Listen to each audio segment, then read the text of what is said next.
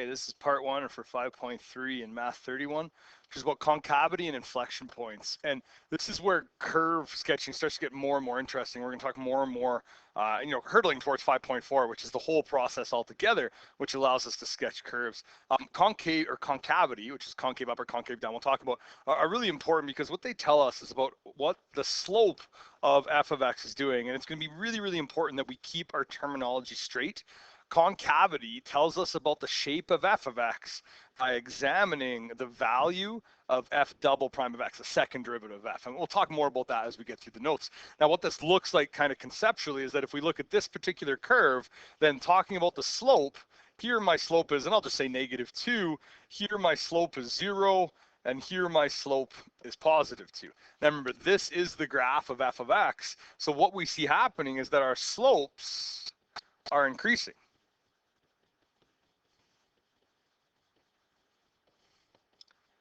And we can tell that our slope was negative, and then it became 0, then it became positive. And if I did continue this graph, it would continue to curve upwards, and the slope would get more and more positive. When we talk about whether the slopes are increasing or decreasing, we are always talking about to the right. And that's just kind of our default direction. Then we talk about whether a graph is increasing or decreasing, or concave up or concave down. We're talking about those changes as x increases or as the graph moves or increases in value to the right. Similar to that, kind of maybe the opposite side of the coin, if we want to use that terminology, is here I have a slope of +2, here I have a slope of 0, and here I have a slope, and I'll just call it -2. Looks like it's a bit more -2, but that's okay. Similar to the last one, the slopes, or the values of the slopes of f of x, are decreasing. We can see that as it starts positive and then becomes negative. And again, that is as we move to the right. Now, this is what concave down looks like. So concave up and concave down. And if you've taken physics, you probably recognize that concave word. There is no convex up or convex down, so don't worry about that. But some students will memorize that concave up is a smiley face, concave down is a frowny face. That's a little too non-mathematical for me. We are going to talk about that a graph is concave up when f double prime of x is greater than 0, and it's concave down when f double prime of x is less than 0. And so we're going to fall back on that, that sign chart quite a bit, because it does allow us to get a nice concrete algebraic technique of telling if a graph is concave up or concave down. But graphs change. So looking at this particular graph, from this dot to this dot, I'm just going to put it in here, it's concave up, but then from that dot to maybe infinity, or at least to that dot, it's concave down. So the graph has changed. And if the graph changes concavity, then what we get is a point of inflection, or just an inflection point, and they mean the same thing. And there's lots of graphs that have this. Probably the easiest one for me to show you is y equals x cubed. That is concave down originally, and then concave up from 0 to infinity. Now, it's really important to see a graph like that, because you do not have to have the full arc in order for it to be concave up, or concave down, I guess is what I drew. I'm going to draw concave up. So you don't have to have the full, parabola to be concave up. I can erase any piece of that, and this still illustrates a concave up section of that graph.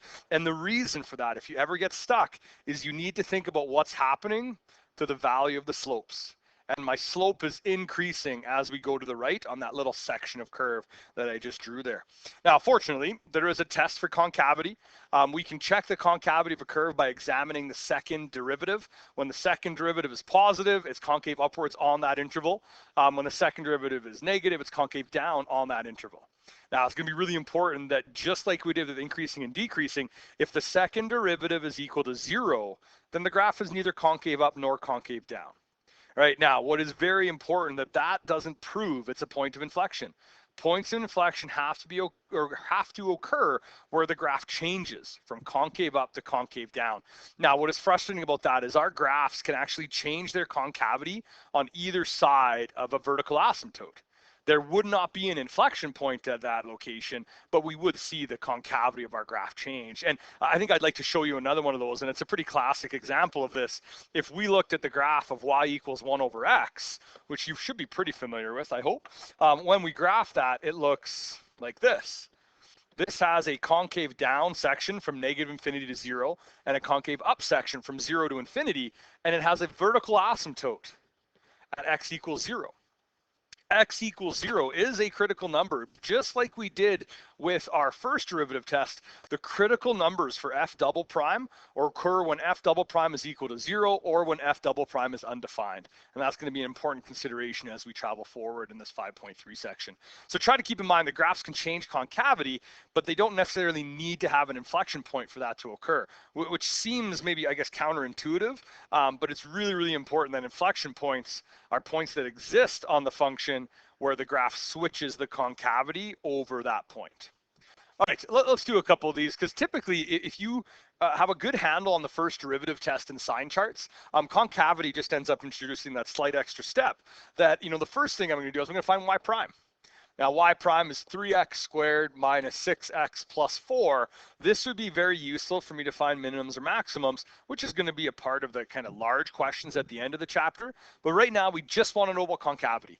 So y prime is simply a means to the end. The only reason I wrote y prime up there is I really need it to determine what y double prime is, the second derivative, and that would be 6x minus 6. Well, what we're going to do now is we're going to look at what value of x makes y prime equal to 0, which is the solution to 6x minus 6 is equal to 0. This is 6 times x minus 1, so we know that x equals 1, and I'm just going to put critical number beside that. To finish off this question, some of you may be able to eyeball this and identify exactly, when it's positive, when it's negative. That's awesome. But the sign chart is that, that good technique that will kind of not fail you. It's pretty fail-proof, which is kind of nice. I'm going to take my critical number, which is at 1, and it splits the number line into 2 intervals, which is kind of nice. Over here, I have that x exists from 1 to infinity, and over here, I have that x exists from negative infinity to 1. And then what I'm going to do is to fill out the rest of my sign chart, I am going to look at y double prime, and y double prime has 2 factors. We have 6 and we have x minus 1. And then just like we did for the first derivative, I want to know if y double prime is positive or negative. That's it. What some students will mistakenly do in these sign charts is they'll think that we want a value. I don't care what the value of y double prime is. I just want to know if it's positive in a concave up section or if it's negative in a concave down section. Now, the nice thing about including that constant factor 6 is that it's really easy to tell when it's positive. 6 is always positive, so it's positive everywhere. X minus 1, though, if I subtract a number from negative infinity to 1, say 0, 0 minus 1 is a negative. If I subtract 1 from a number like, let's say, 10 billion, that will give me a positive. So my graph is switching from concave down, from negative infinity to positive 1, to concave up, from positive 1 to infinity. Now, I don't want to belabor this too much, but if we were asked, to find an inflection point, then what I would go back to is I would find the value of y when x is 1. So y is equal to 1 cubed minus 3 times 1 squared plus 4 times 1 minus 5. I get that y is equal to negative 3. So 1 comma negative 3 is my inflection point. And I'm not going to put IP because we kind of used invariant point for that, didn't we, in Math 30? So I'm actually going to write inflection point there. You can certainly shorthand that to IP. Invariant points only occur when we do transformations. We are not transforming anything in this question. Just so that you do see what it looks like. This is a rough sketch of that curve. It is concave down until we get to this point right here, which is at 1 comma negative 3, a little bit exaggerated here, but then it finishes as concave up. Please remember that you can check your calculators to kind of confirm some of the work that we're doing within these questions. It is a very, very good idea to make sure that the graph looks like what your curve sketching, or at least some of the work we do within curve sketching, is predicting. All right, we're going to do one more in part 1, and then part 2 is going to be just one example, believe it or not. I'm actually just going to see what time we're at. 9 minutes, that's not bad. This actually is quite a lengthy example. And what students do typically struggle with in these questions is there's a lot of, calculus here. There's a lot of, first derivative, then you have to take a second derivative. And more importantly, if you do not clean up your first derivative at least a little bit, that second derivative is going to be a bit of a challenge to work with. All right, so we're going to try to do that as we work through this question. The first thing I'm going to do is, I don't like this y notation. I'm going to write f of x is x over x squared plus 1. Not a big change, but I do prefer function notation as I write this. So that means that f prime of x, using our quotient rule, right off the bat, you've seen me do this a few times, I'm going to put the original denominator as a denominator squared. in my quotient rule step. The derivative of the original numerator is 1 times the denominator minus the original numerator times the derivative of the denominator. And then what I'm going to do is I'm going to try to clean this up as much as possible. And typically, that really just involves making sure that we expand the top and see if we can factor anything out. So f prime of x is going to be x squared plus 1 minus 2x squared over that x squared plus 1 squared. And I'm just going to write this beside, I suppose, that this is 1 minus x squared over x squared plus 1 to the power of 2.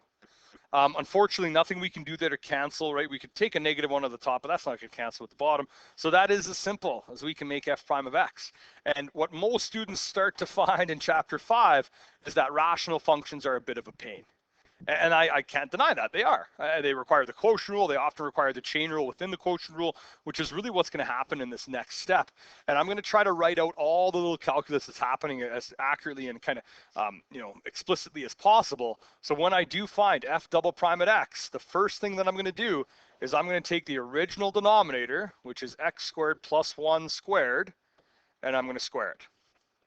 Now, if you know that you can immediately jump to x squared plus 1 to the power of 4, awesome, do that. But I want to make sure we see exactly where my quotient rule pieces are going. All right, for the numerator, it is the derivative of the original numerator times the original denominator. Make sure that you understand that original denominator is x squared plus 1 squared. That's really, really crucial in this question. And then I'm going to subtract the original numerator times, and I'll put a square bracket here. I'm going to take the derivative of x squared plus 1 to the power of 2. So the exponent comes down. We have x squared plus 1 now to the power of 1, and then I multiply by the derivative of the inner function. So as you can see, that got a little ugly on us for sure, but it's really important that nothing I've done there you haven't done, right? That's all these wonderful steps that we've kind of worked through as we've gone through the course to get to this point. And I think I've said this a few times, but it bears repeating that this is a very, very kind of systematic course where it builds and builds and builds until we can solve some interesting stuff at the end. All right, what I'm going to do now is I'm going to clean this up as much as possible, which really just means I'm going to look for some kind of common factors that I can take out. I'll rewrite it just a little bit here. It's going to be negative 2x times x squared plus 1 squared minus, and I'm going to write this back end as 4x times 1 minus x squared times x squared plus 1. I'm not doing really anything too complex there, just multiplying the 2x and the 2 together. And then all of that is divided, and I'll write it this time as the simpler form, which is x squared plus 1 to the power of 4. Now, the reason I don't want to leave it like this is if we can get this to a single fraction, it makes our sign chart a lot easier to work with. And certainly it is a single fraction now, but the more we can clean up the numerator, the easier our sign chart is going to be. So for f double prime at x, I'm going to factor out a negative 2x and an x squared plus 1, and I'll put it there to the power of 1. And what that leaves me with is my first term becomes just x squared plus 1. Because negative 2x divided by negative 2x is 1, x squared plus 1 squared divided by x squared plus 1 is just x squared plus 1, and now I'm going to be adding 2 times 1 minus x squared, and that's it. Now, make sure you take a look at that really, really carefully and understand why I'm able to factor those things out, because it's very crucial you can simplify these, or these questions become, maybe not impossible, but much, much more difficult. So we can do some cancellations here. This x squared plus 1 to the power of 1 will cancel with one of the x squared plus 1s in the denominator. And I get that f double prime at x is equal to negative 2x. Now in that bracket, I'm going to clean it up just a little bit. This would become 2 minus 2x squared. So what I would have there is 3 minus x squared in that square bracket. And now my denominator is x squared plus 1 just cubed, right? One of those x squared plus 1s in the denominator is canceled. And at this point, we can actually identify our critical numbers. Now keep in mind, critical numbers are when f prime of x is equal to 0 or undefined. Now really what that means is that there's 3 factors we have to consider. The first is when is negative 2x equal to 0? That's the easy one. That occurs when x is equal to 0. The second is when is 3 minus x squared equal to 0?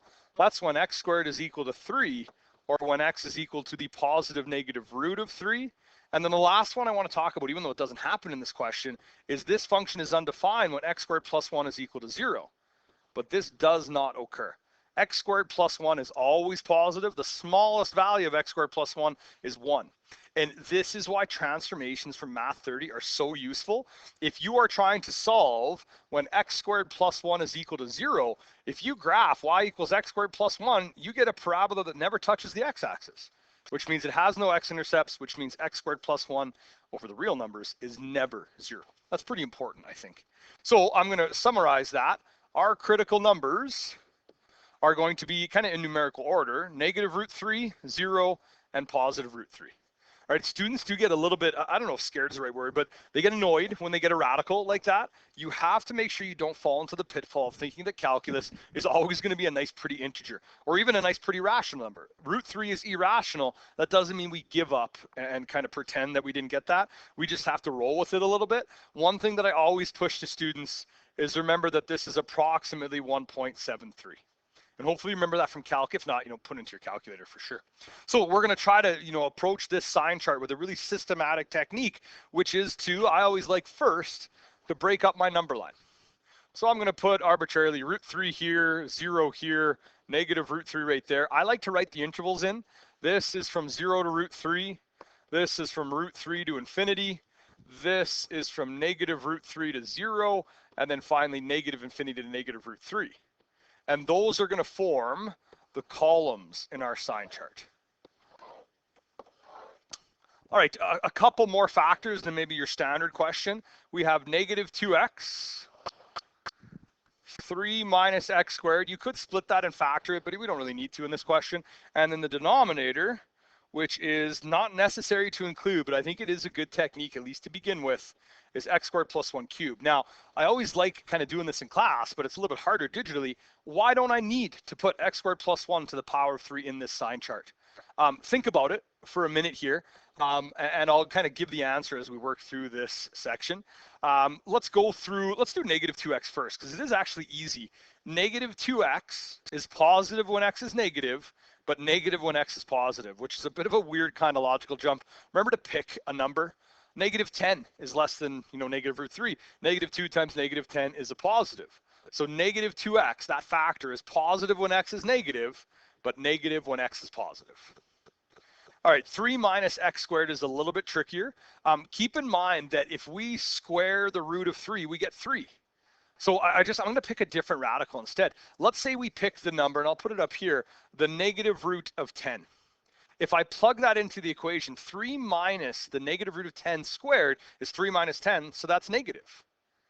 On the same concept, all the way over here on the right, if we looked at positive root 10, 3 minus, root 10 squared would be negative as well. Now, if you are getting stuck on these sign charts, I always recommend go back to the graph. If we look at y equals 3 minus x squared, this is a parabola that opens down like this, where this is root 3 and this is negative root 3. So if the x value is in between negative root 3 and positive root 3, 3 minus that x squared is positive. All right, it's definitely a little bit of a harder sign chart than maybe we're used to, but it is really important we're still able to deal with this because this is a really, really crucial part of curve sketching. All right, so suspense over. X squared plus 1 to the power of 3 does not need to be included because it is always positive. Multiplying by a positive factor never changes the sign. And that's a pretty important consideration, I think. What we're going to do now, though, is look at the actual sign on f double prime of x. So a positive times a negative times a positive is a negative, and I'm going to put concave down there. A positive times a positive times a positive is a positive, so it's concave up. A negative times a positive is a negative, so it's concave down. And then a negative times a negative times a positive is a positive, so it's concave up again. Now, this wanted us to determine its concavity and inflection points. So I'm going to put that this graph is concave up when x exists from negative root 3 to 0. That's this range or interval right there. And when x exists from root 3 to infinity. And that's this interval right there. The graph is concave down basically everywhere else. Other than the inflection points. So x from negative infinity to negative root 3, and I'm not going to draw the arrow through there because it'll chop through one of my answers, and it's going to occur when x exists from 0 to positive root 3. Now, looking at those concave up and concave down sections, this is how we can determine where our inflection points are. Our inflection points are anywhere where the curve changes concavity. So that's going to occur when x is negative root 3, when x is equal to 0, and when x is equal to root 3. Now, one thing that a lot of students forget to do is they forget to consider if those are in the domain of the function or not. And fortunately for us, if you go back up and look at x divided by x squared plus 1, x squared plus 1 is never 0.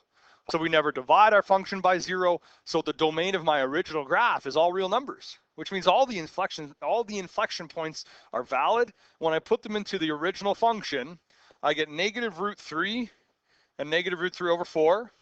When I put 0 in for x, I actually get the origin, 0, 0. And when I put root 3 in for x, I get positive root 3 over 4. Now, I'm going to draw a quick sketch of this graph because, the last example, we're going to get into the real meat and potatoes, which is looking at these graphs in detail with, multiple headings. But what this graph looks like, and it's really important that I'm using the information we just gathered on the table. I know that this curve goes through 0, 0, root 3, comma, root 3 over 4, and negative root 3, comma, negative root 3 over 4.